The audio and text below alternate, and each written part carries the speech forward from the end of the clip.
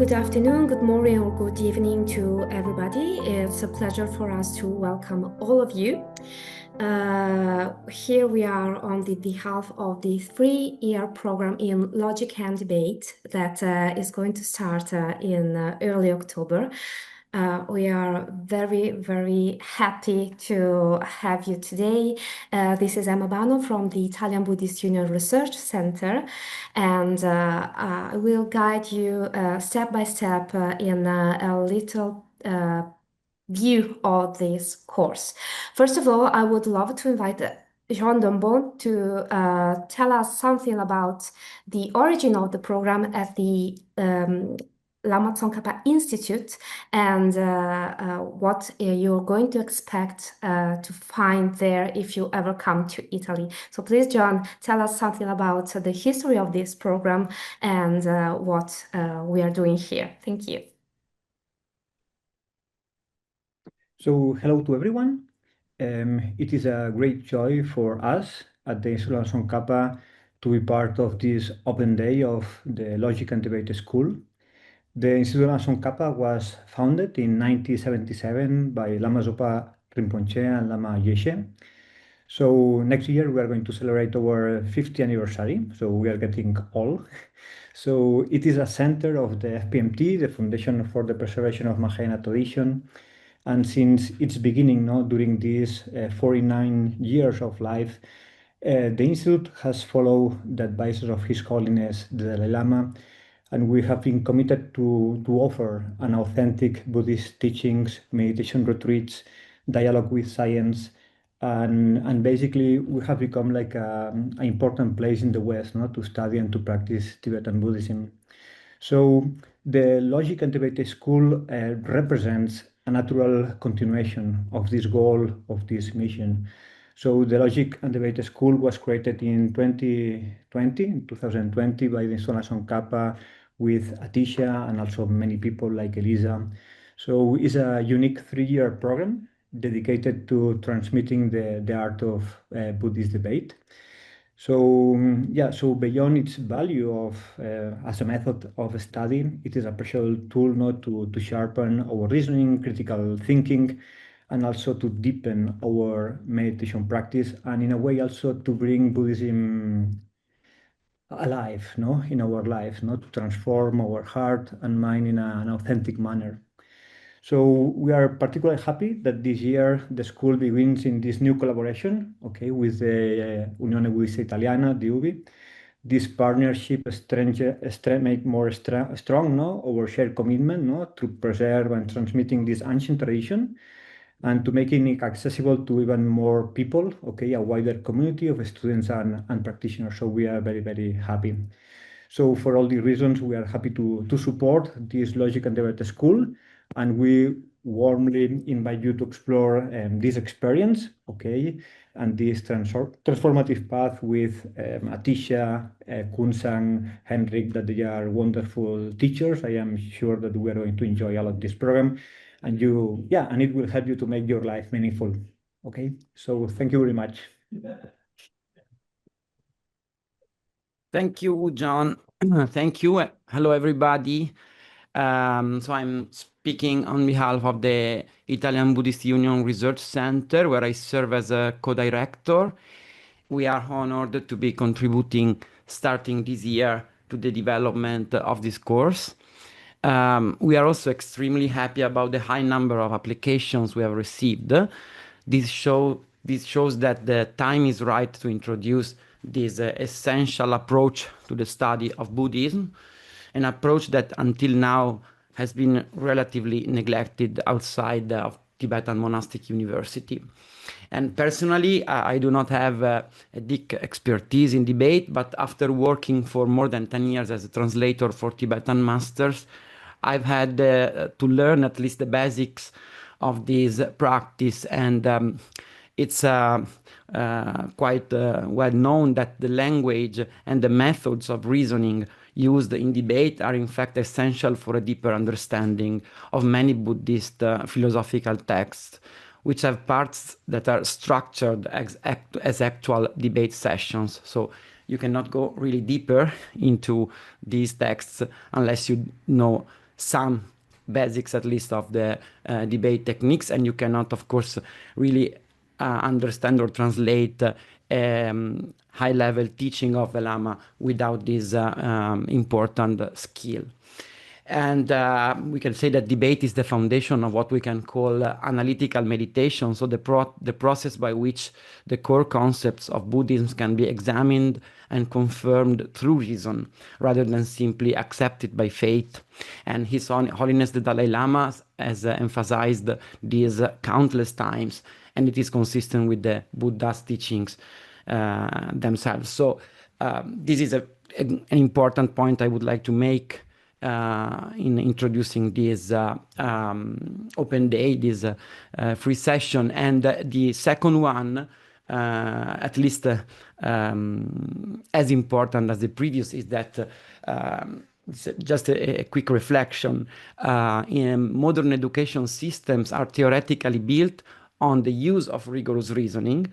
But what I've observed many times is that, surprisingly, many well-educated people have significant gaps in their ability to use logic and argumentation. And the result is that in any field, many people have difficulties in distinguishing well-founded arguments from persuasive forms of communication that lacks real rational grounding. So we believe that Tibetan debate can play an important role not only in the study of Buddhism, but also in strengthening critical thinking in general, which is a skill that today is more needed than ever, I think. And yes, this is what basically what I wanted to say, to share with you.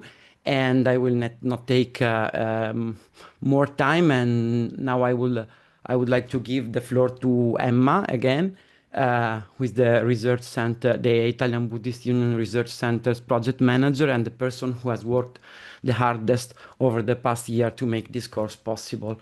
Please, Emma, thank you. Thank you. I just love to share with you a very brief presentation in order to recap the main points of the course. So, as we said, we are here as a team. So the Lama Tsongkhapa Institute and the Research Center are the main partners in this project. And we also have the huge honor to share this project with the Seraja Monastic Institute in India, that will also be the place that will host you if you ever choose to have an in-person experience in February. And on the other hand, we also have some research projects regarding the debate that are led in association with Mind and Life Europe. So this is the main institution involved in this project. Then, as you see, we have just an hour, and we are spending the first part of this open day recap in a recap of what you already see on the website. And then you have the option to send us questions, both with the Q&A spot and by chat. I will reply you very quickly in the Q&A session, and if you have any question for the teachers, which is Atisha Mathur and Venerable Lobsang Kunsang, please ask them whatever you like. And we also pleased to have here one of the tutor of the English program, which is Henrik Froland. And if you have any doubts about how the practice sessions are led, please then ask a question to Henrik. So, as you see from our website, we imagine a 3 years program mainly divided in 2 modules of 18 months each. In this path that is going to stay for 3 years, The weekly schedule requires you to have one theoretical lecture with the teacher and at least one revision session with a tutor. I say at least because another very important part of your path is the group debate practice, which is possible thanks to a proper space that we leave always open for students to meet and practice debate. And all this is delivered with the Moodle platform that can host recordings, material, and enable more fluent communication. You will be guided in using this platform. Don't be afraid if you do not know this mean of communication. It's very simple, and the most important thing that you already know is the whole program is held online. So the theoretical lecture, the revision sessions, and the group debate practice are by Zoom, which is a platform that nowadays I think that everybody knows quite well. We propose to all of you a gateway to the 3-year program in the introduction module, and we would love to let more people in, but as we had an astonishing number of people who expressed their interest in this program, we are forced to start with people who is enrolled in 3-year programs. We are not letting go of the standalone experience of the 2 weekends, so of 16 hours in total, but we are planning to propose this experience in February. So I repeat this part, which is very important. People who just want to practice a little and discover the world of debate in the introductory model will be able to enroll for February 2026. We will send you a proper email these days with all the details, and for sure, for people who already pre-enroll during summer, they will have priority to join this project. The program also have, the 3-year program have also midterm exam at the end of the first module and a final exam at the end of the 3-year program. At the end of the whole path, you will have a diploma issued by the network of partner institutions I mentioned before. So, just in conclusion, I want to repeat which is our mission in delivering this program and its accessibility, because it's available in Italian and English, is open to all because no philosophical or Buddhist background is required. We, for sure, guarantee a rigorous and inclusive training program, and we really hope that this enables us to make the Buddhist art of debate accessible worldwide. So I won't take any other time on this because you already have all the information on the internet, and I will start leaving the floor to Atisha now. Please, Atisha Mator is one of the teachers of the program. He and the Venerable Lobsang Kunsang are the people who is leading you in this path. So please, Atisha, can we tell something about this beautiful program to our public? Thank you. Thank you, and thank you for joining. Apparently, there's been a lot more interest than we had expected, and so we have to try and live up to your expectations as much as possible. I think, like Emma and Francesco have already made it very clear in terms of how the logistics and the timeline of the entire program will be, and I think it's quite clear on the website. So if anyone has those kind of questions, I'm sure you can find that information there. And I think Francesco managed to encapsulate the utility of it very well. I don't feel the need to mention that as much or repeat that, but I think what I would like to say, especially for those of you who are considering it, is that the way the program has been envisioned and the way that you are finding it currently in this 3-year structure is the end product of the experience that we've gained with the Venerable Kunsang and with the ILTK and then with UBI. And of course, with all the tutors and the students who we've been doing this online program now for the last 5 years. So we've restructured it a little bit in a 3-year format, keeping in mind that our audience is going to be people who are largely going to be following this online, and they, with your time restraints and your ability to follow something which is in any case quite a long process.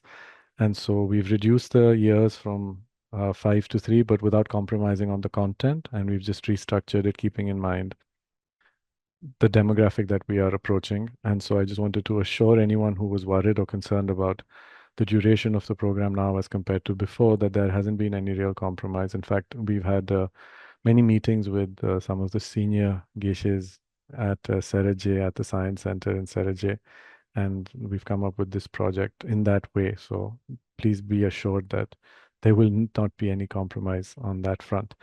The other thing that I feel is important for you to know if you are considering joining this program is that there are largely 2, if not 3 components that Emma briefly touched upon, which is the theoretical class, which in the English class will be done largely by me with where we'll alternate with Venerable Kunsang. And then there is the tutoring class, which will be done by Henrik. And Henrik is one of our first students, and he's been with us now for 5 years, and he's been leading the tutoring for many. So these 2 sections are going to be the ones where you will be interacting either with the teachers or the tutors. But then, like Emma mentioned, we highly advise, we strongly suggest that whatever possible time you have, that you can take out, that you do use it for doing the practice with each other on this open Zoom platform, which will always be available to you. The reason for that, and I think so now in trying to make or like present to you what exactly this is, I think the best way to think about it as a comparison is that the skill that we're talking about over here is a skill that requires some amount of training and repetition.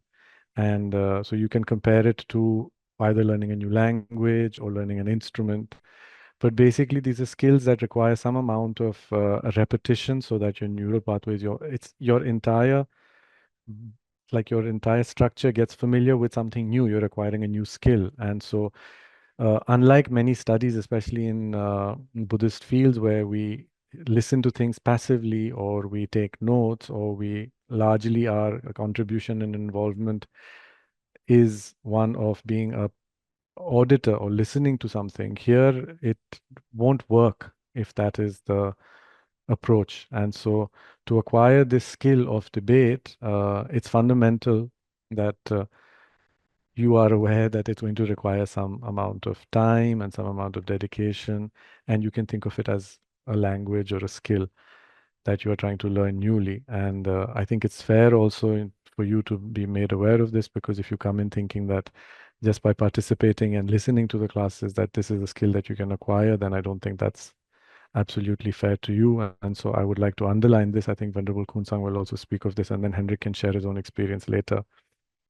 To this effect, however, we have also structured the program as one that is not only working on the skill acquisition of debate as a tool, but also to be able to then use this tool to learn basic foundational Buddhist topics. And the reason that we have chosen the topics that we have also comes from our own past experience of how there are certain situations, or there are certain centers, or do we have access to a lot of teachings, but very often the way we get access to these teachings and how we learn them doesn't necessarily follow the traditional structure, which actually for many, I think, centuries or maybe even millennia has been used to somehow initiate people into the study of Buddhist concepts and Buddhist ideas. And they've always been made in a very orderly, gradual way so that people, as they gain familiarity with the content, they have a well-versed and complete knowledge and also good foundational knowledge that allows them to understand all of that. So the first module of 18 months is largely learning very basic Buddhist terminology and concepts, but the emphasis is primarily on using these concepts to debate and to learn the skill of debate. And so after the first module of 18 months, then we move on to other more basic Buddhist foundational concepts such as the Four Noble Truths and the path to attain liberation. And we've chosen the second chapter of Acharya Dharmakirti's Pramana Vartika, which again, we have only kept certain sections of it which we consider most comprehensive and relevant in the situation that we find ourselves, so that after we have learned this skill, then we can apply it to basic Buddhist teachings to try and get a good grounding on the teachings of the Buddha and the Buddha Dharma in general. So that's how you find the first module and the second module. Within the first module, for those of you who are aware, there's the standard division, which in the monasteries is kind of the introduction or the introductory material, which is essentially a collection of fundamental concepts, which we divide into these texts, which are known as Dudra, or it's a collection of fundamental topics. Then there's Tarik, which is a division of how reasoning works and what makes a reason valid or not valid. And then there is Lorik, which is the psychological content or the divisions of the mind and consciousness. And so then this becomes our basic vocabulary that will then be very helpful when we study subjects like the Four Truths and the stages of the path, which we do when we study in the second module. So for if you are considering this, and of course, maybe then in the question and answers, if you have any doubts about how much time is required or what level of commitment is required, we can address that in more detail. But I think it's important that you approach it as something that is a new skill that you will acquire. And for this skill, it will require some amount of time, some amount of dedication, and some amount of persistence. And it's something that you have to aim for a long term. It's a long term process. It doesn't happen over a month or two. For some people, it does. For others, it takes longer. So coming in prepared, knowing that this is how it is, might be more helpful. And then what we can assure you from our end is that we've done this now. I think this is the 6th year that we're starting again. So we've also had a good chance to have some experience and see what maybe needs to be changed or what doesn't need to be changed. And you will have the opportunity over the coming days, especially in the introductory weekend that we do, to interact with the tutors themselves who are a product of what we have done, to see for yourself the results of such a instruction, of such a way of training and learning this new skill. And then lastly, before Venerable Kunsang speaks, I think just to underline what Francesco mentioned, which is very, very true, is the relevance and the importance of critical thinking is always there, especially to have a rational approach to most things is something that we deem very important, but not only do we deem it, it actually is very important. And so there is also an element that you learn when you learn debate, according to the Buddhist tradition, that does not have to be specifically directed at Buddhist topics itself, but it also has a very kind of mundane, if you want to call it, but in the sense it's not necessarily Buddhist, but it also has a very practical element which can then extend to whatever spheres of life that one finds themselves working in or interested in. And so it has a very practical benefit also beyond the study of just Buddhism. So because it's a very useful skill that develops on these two fronts, it is something that I think, like everyone has mentioned, it's high time that this also becomes part of a way of thinking, learning, and especially approaching the teachings of the Dharma. So thank you, both ILTK and UBI, for coming up with this and allowing us to do this. And we look forward to seeing all of you whenever we do start. Thank you.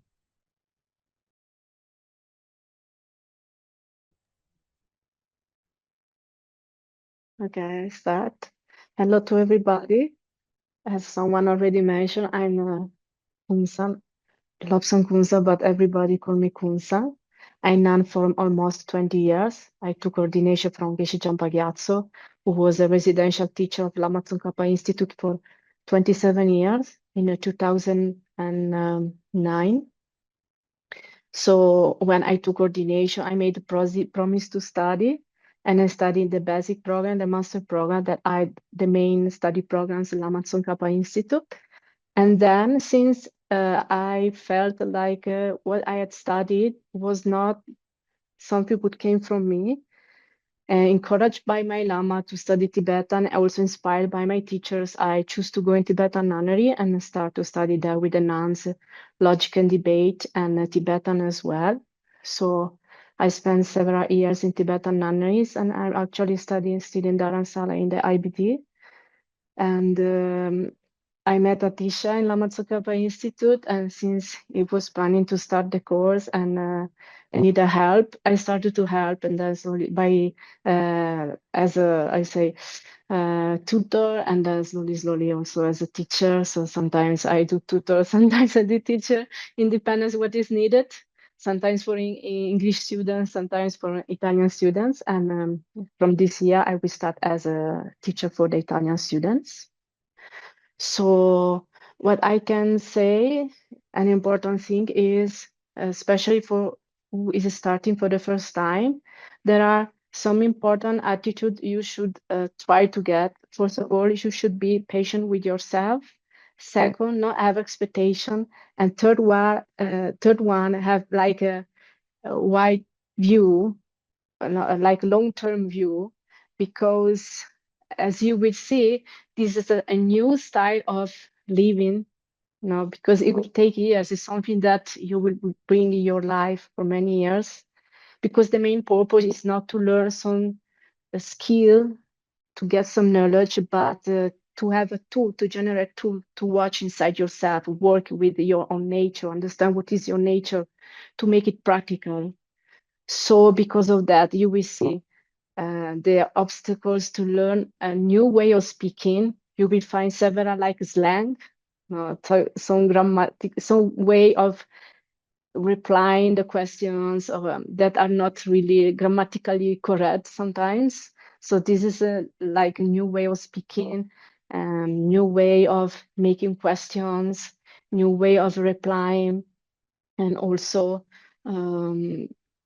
you will see that it will take time. Some people will understand very quickly. Some people will take time to understand. So there are also different ways of understanding. It doesn't matter.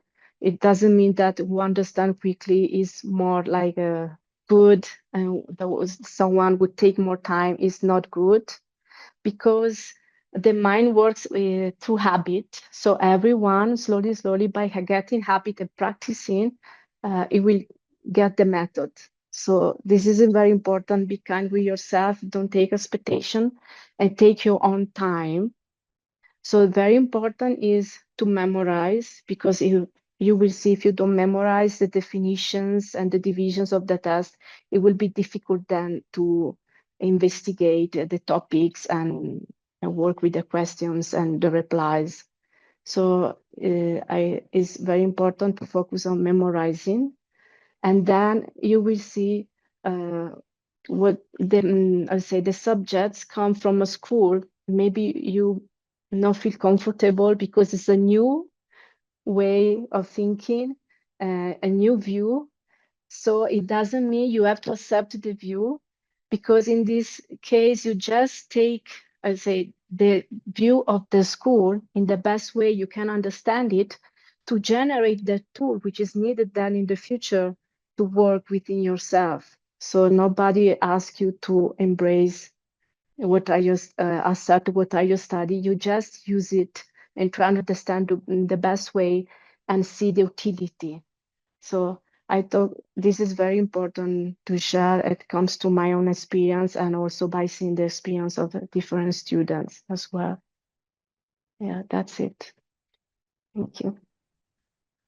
Thank you, Kun-sang. So please, Harry, can you tell us something about the practice classes? So how a tutor session is held, and maybe something about your experience as a student, because you've been studying with Atisha these years, and maybe also with Kun-sang. So it would be wonderful to have a live experience here. Thank you. Okay, sure. So the tutoring sessions basically is where you come to a Zoom room with me, and because you don't really have any older students and this is the first time you go for debate, when you come to my tutoring session, I can introduce some debates to you and I will debate them with you, in order for you to then be able to go by yourself and do your own debates. Yes. So in the tutoring sessions, we will only debate. right? If you have questions, of course, with regards to the theory, you should ask again Atishala or Genkun Sangla. But when you come to the review sessions or the tutoring sessions, we will focus almost solely on debate. Of course, if there are theoretical questions that are needed before the debate, you can ask, right? I think if you haven't debated before, maybe everything sounds a bit weird right now, but I assure you that everything is gonna go very well. It flows. Most people take to this quite easily. I think that debate and reasoning and logic are maybe sometimes very fancy names, but we use it all the time. We reason about everything, we argue about everything, and we debate with ourselves and others all the time. The problem is that most of the time we're not doing it very well. And so this is where you come to learn that skill, to be able to reason and debate well. And yeah, I think Atishala and Kunsang said everything that needed to be said. But I would like to say once more that please look at this more as a skill or as I don't know, instrument, or maybe like a sport, something that you practice to get well at, and also because it's fun to do, because it is fun to debate. Everybody likes to debate. I haven't met someone yet who after a while hasn't gotten into it and found it very fun and engaging. And we have a lot of fun in the tutoring sessions. We have a lot of fun with Atisha and Kunsang. It's always fun to debate. So please look at it that way. Don't look at it that way. And also because it is such a skill, and it will improve. Like in the beginning, of course, me too. I can say that I once wanted to study medicine, but considered my memorization skills so abysmal that I just didn't go for it, because everybody knows you have to memorize a bunch of things. And then I wanted to study logic for a long time. And so when Atishala's course came, I was very happy. And then I was a bit scared, because then you have to memorize. Memorization is a big part of this. So I will talk about this every time we meet. Please memorize, please memorize, please memorize. So we will talk about that. But the thing is that in the beginning, it's very difficult to memorize even small things, because we don't memorize anymore. Even now, these last couple of years with AI, we don't remember anything. We don't have to. We always have someone to ask. But that doesn't work in logic and debate. When you debate something, you have to debate what you know or what you can keep in your mind. And so, but it improves. It improves for everyone, for everybody. It's just keep doing it. In the beginning, you memorize a few words, and then after a couple of years, all of a sudden, you're memorizing definitions that are a couple of sentences long, and it's always a bit challenging, of course, but it becomes easier all the time.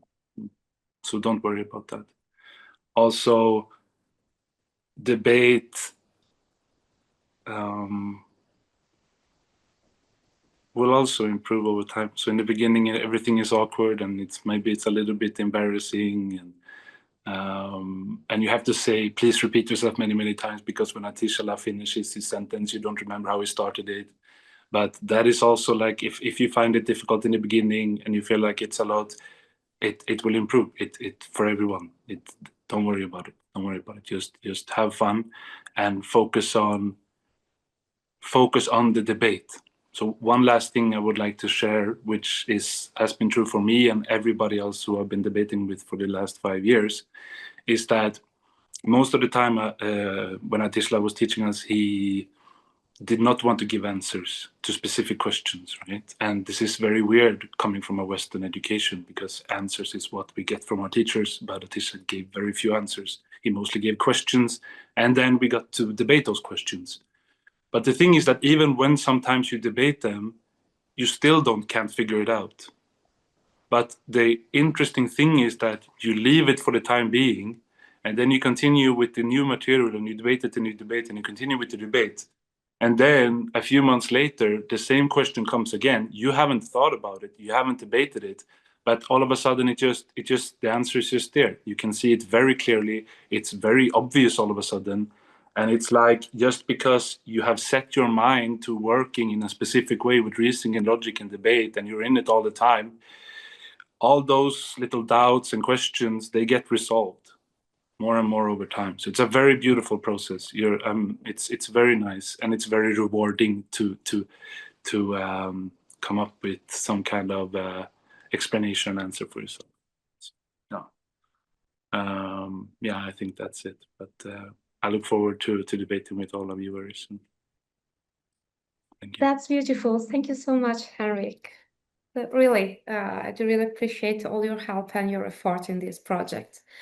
So now we have some space for your questions. I would love to repeat some answers I already gave by the Q&A box, because Daniel asked us, what are the chances that you have to enroll this year? Because as I already said, we really got a lot of requests to join the program. We establish a maximum number of 100 of people per course, because as you heard, we need you to practice. So we cannot hold a class as a webinar.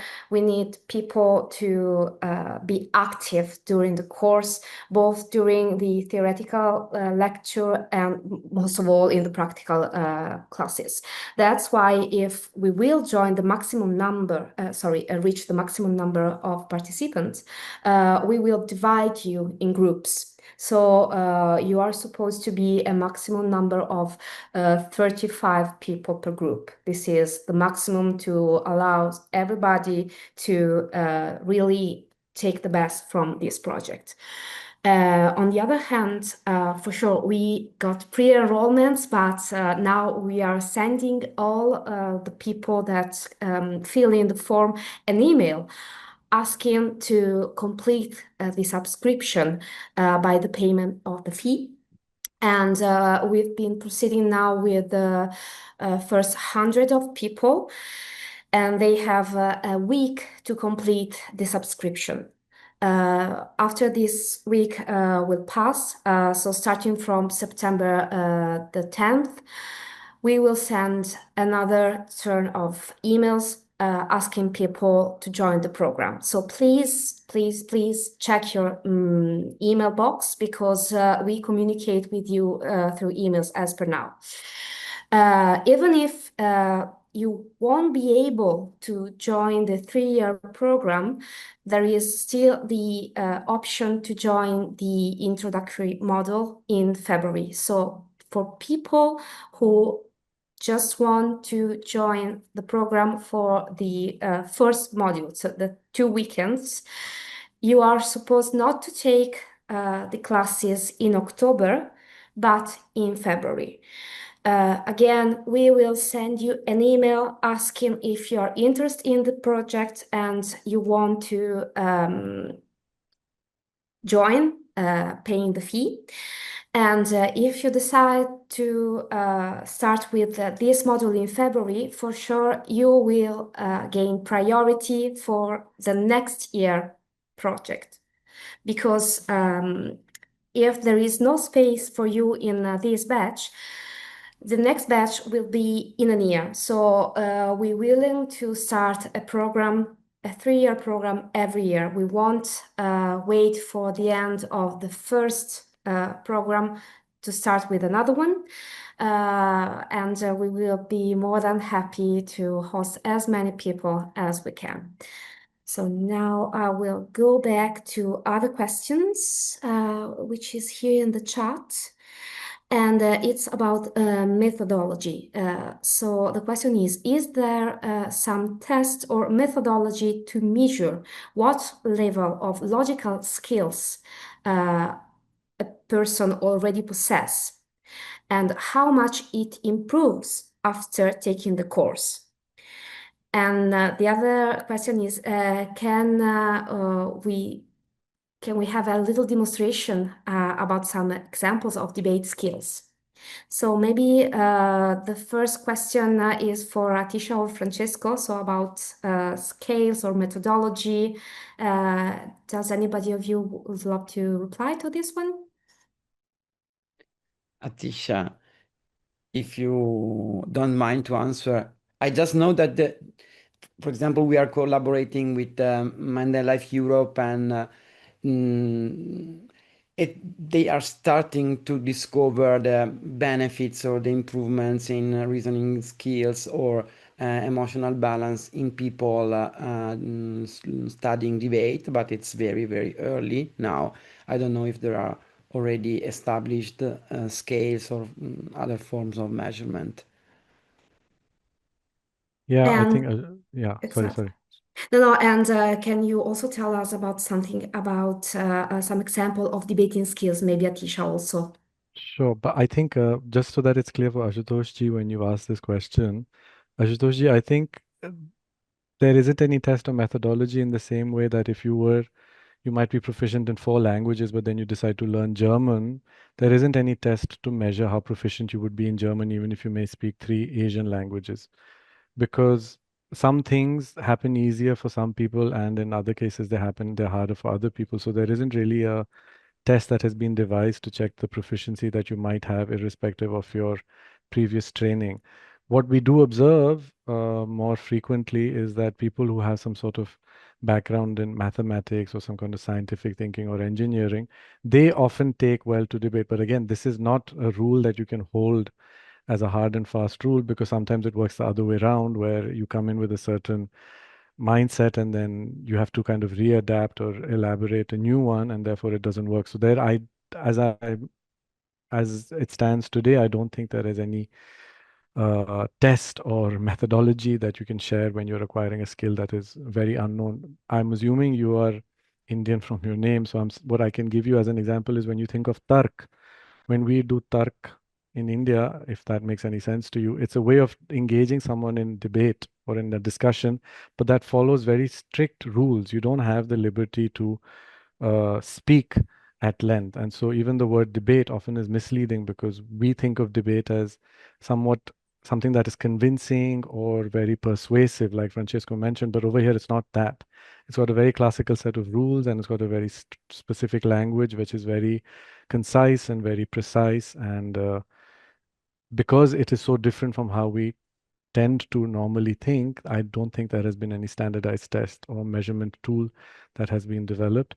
As far as the example of debate goes, I think if you were to on YouTube, you can look for demonstrations of English debate, and you'll find some of them. But again, how significant or relevant they will be to you will depend on how familiar you are with that form of language or that form of communication.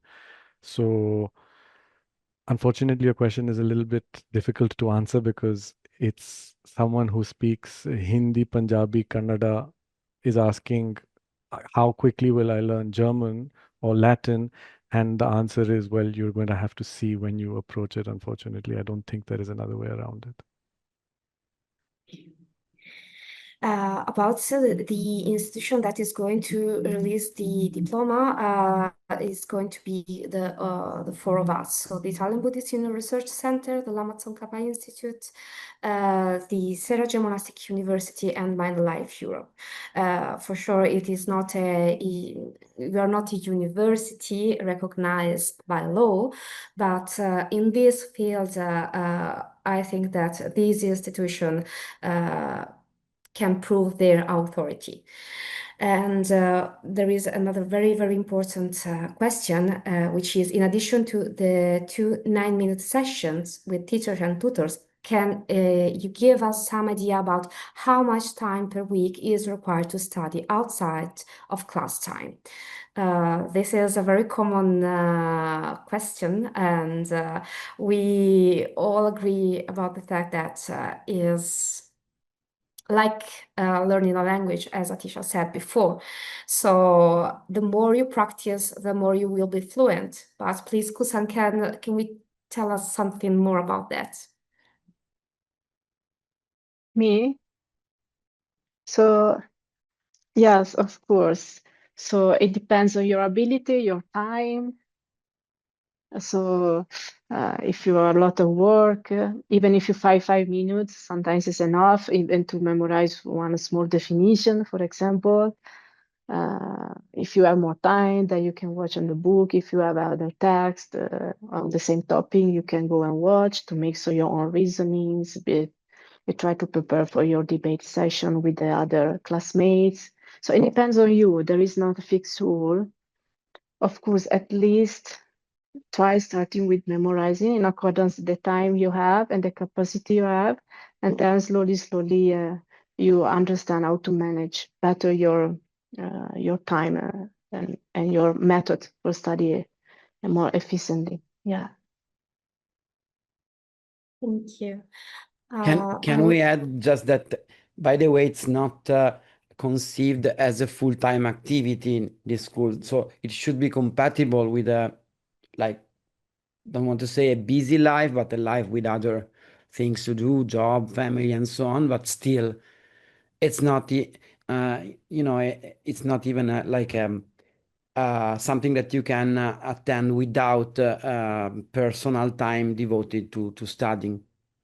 Is it correct, Kunsang and Atisha? What I said more or less as I think summing up. just to make it clear, as a general rule of thumb, what we have been saying, and it has been somewhat efficient in the past, is the emphasis, if you have to make a decision, and I think we also all discussed this before, is if you have to make a choice about how to prioritize your time in a week where you don't have that much time available, just so that one can understand how this is structured, is between the class, the tutoring session, and the practice, we consider the tutoring session and practice to be more important than the class, because the class is going to be recorded and you can always watch the recording later.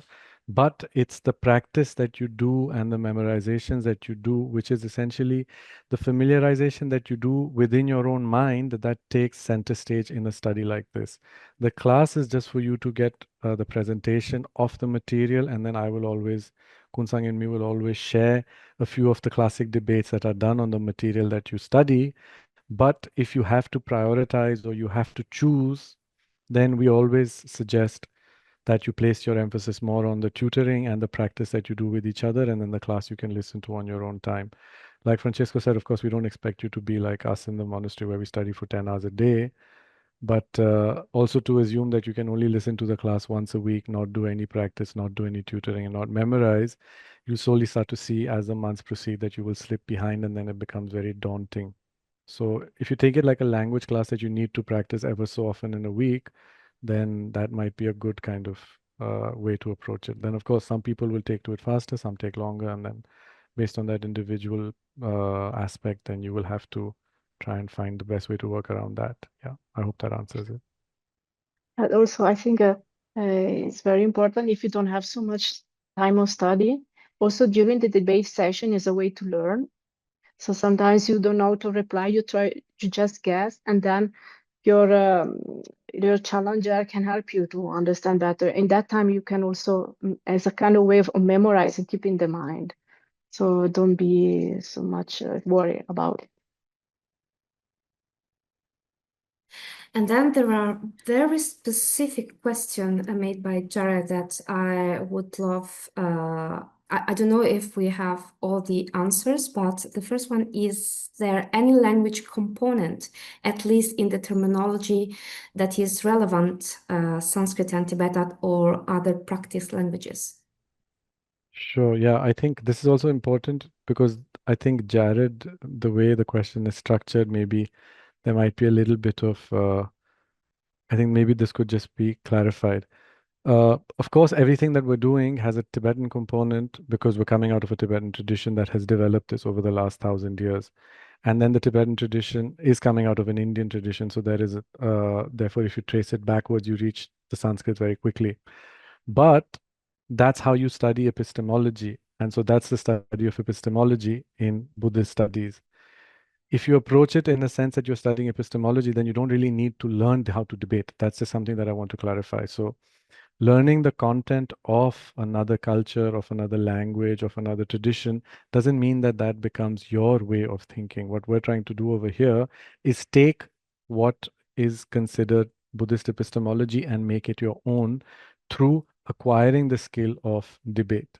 And so in Tibetan, it's called Riglam. In Sanskrit, it's called Nyayamarg. Whatever you might want to call it, doesn't really matter. So why I'm saying this is because I would like you also to come out of the idea that this is a study of another subject. It's not the study of a subject. Initially, it's a tool that you're trying to learn, which is how to think and how to debate according to very fixed rules that were developed in India and that were then carried on in Tibet.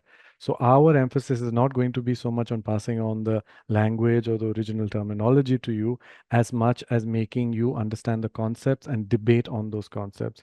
Because if you would like to study the Sanskrit or the Tibetan equivalent of it, even if I can give it to you, I have to prioritize my time in terms of ensuring that you are learning the skill, and whether you gain familiarity with the words or not definitely is not a measure of making progress in this kind of study. So I just wanted to underline that, because of course there are enough books and enough texts and enough courses where you can learn about Buddhist pramana traditions and you can learn all the vocabulary and the content of pramana, but that still doesn't equip you to actually be able to do this debate, which is what we're trying to lay emphasis on over here. And then the second one, which again you've mentioned over here, Jared, which is a very important point. But of course, we'll not be studying the Nyaya tradition. But even the Buddhist tradition, we're not going to be studying the Buddhist tradition as it explains it and as it developed with a historical component or a social component or any other side other than what was developed as a tool by the Buddhist logicians and then how it has been used. So we're really trying to make this a lot more practical and pragmatic and utilitarian rather than give you a cartload of information about how these things are, because there is already a lot of that. And that doesn't necessarily make you able to use that structure, tool, skill to act, which is what we're trying to do over here.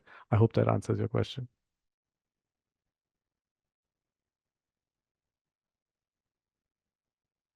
Emma's child microphone. Your mic is off. Yes, I know. I'm sorry. I realized that before.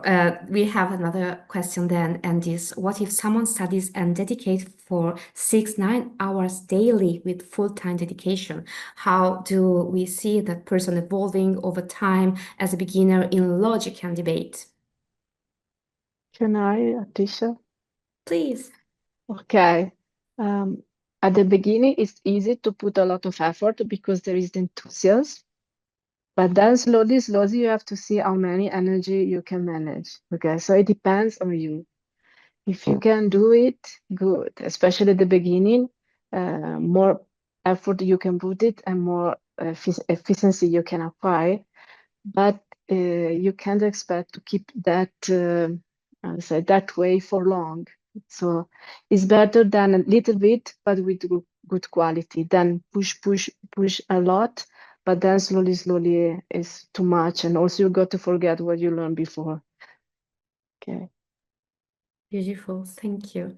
Yeah. And about Sally and Brady, she's asking how many people will be there in the debate group, the free schedule one. Actually, we don't mind how many people are gathering together. The important thing is that they divided themselves in group. So I need to ask you, Kunsang and Atisha, usually groups of people debating, how many people involved? So which is the ideal number of people debating together in a same group during a session? I think this maybe if Hendrik answers, it's better because this deals more with how the students will approach their own debate sessions outside, which is something that Hendrik has done for many years. Maybe Hendrik should answer this. Yeah, right. Thank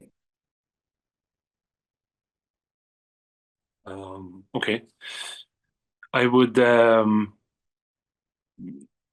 probably recommend one-on-one is probably the best way to practice outside of the scheduled classes.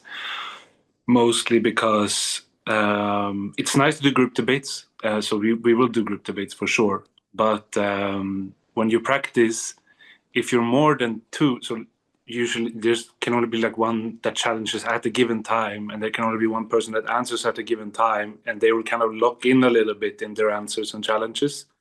And if you're a little bit shy, or maybe you feel like you aren't as capable as someone else in the group, there is a huge risk that you are going to take a backseat to the debate.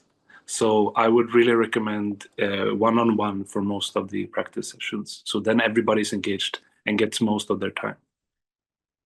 Good. So, Henrik, just also the other question, I think you can answer it. So, will be any stipulation for the level of English of participants? So, how much your English level impacts your capability to debate?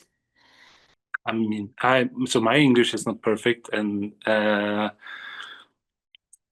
it doesn't have to be any real. I mean, if you can, sometimes you have to give examples in debate, right? Because you memorize all the terms, so then you memorize those. They will be like a new language, basically. They will be so strange in the beginning, right?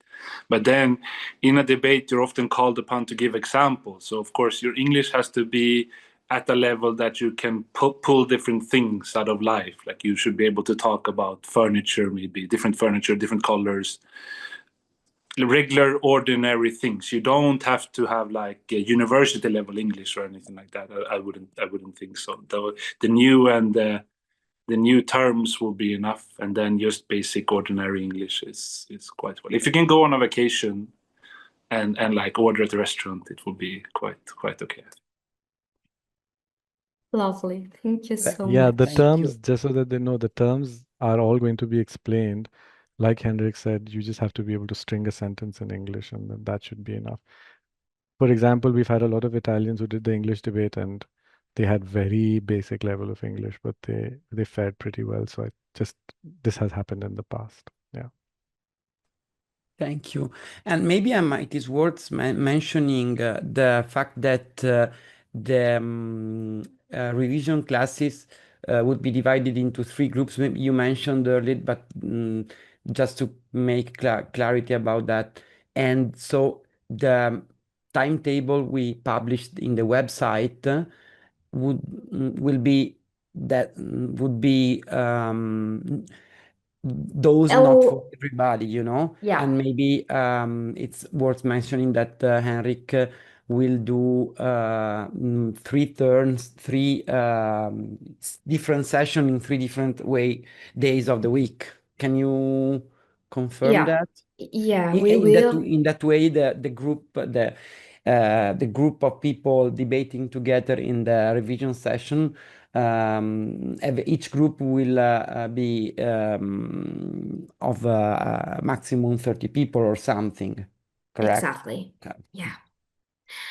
So we don't have much time left. The one thing I would love to finish is that we also have the huge opportunity to have an intensive time in person at Seraja Monastic University, and it is not mandatory, so you can do the online program and this is it. But if you are already in India, or if you ever dream about go to India to study, this is a very beautiful opportunity. We will discuss it later on. And if you have no other questions, I think that this is it for today. I just wait a few seconds. I would really love to thank you, everybody. John needed to leave in advance, but I want to thank him to presenting the Lama Tsongkhapa Institute. Thank you to Venerable Lobsang Kunsang to be with us. Thank you, Francesco. I see, just a thank you in the chat, good. And thank you for sure to Atishala and Henrik to be with us today. It's been a pleasure. Thank you all.